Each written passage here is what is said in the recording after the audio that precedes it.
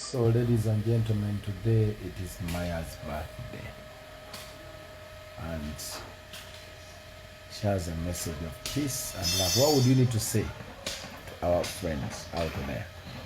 I'd like to say thank you for loving me and caring for me.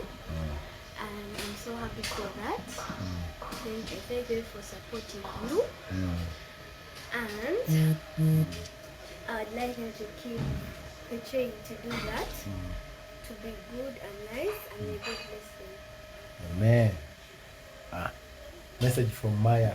She just turned 11 years, and she told me that she's now not a young kid anymore.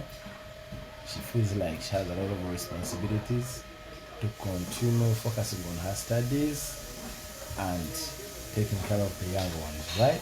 Yes. Yes.